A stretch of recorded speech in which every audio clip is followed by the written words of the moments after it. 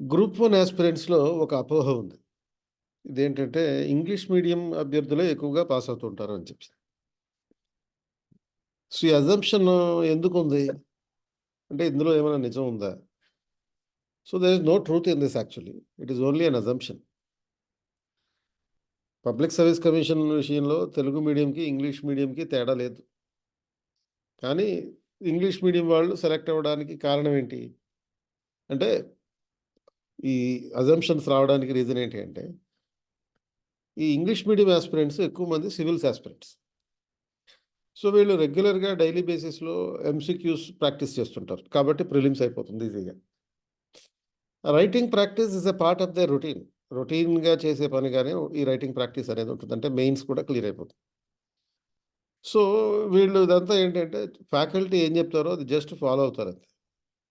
Faculty అడ్వైజెస్‌ని just they follow that's all. సింపుల్‌గా చెప్పాలంటే they just do it right. అంటే ఏది చెయ్యాలో చేయాల్సినటువంటి అవసరం ఏదుంటుందో అవసరానికి బట్టి చేసేస్తుంటారన్నమాట. ఇంక ప్రత్యేకంగా సొంత కవిత్వాలు జేయడం, లేకపోతే ఈ క్రియేటివిటీ చూపియడం ఇటువంటివి ఏమి ఉండవు. ఎగ్జామ్‌కి ఎంతవరకు కావాలో అంతవరకే చదవడం. చదివినంత మేరకు ఎగ్జామ్‌లో రాయడం. రాయడం కోసం ప్రాక్టీస్ చేయడం.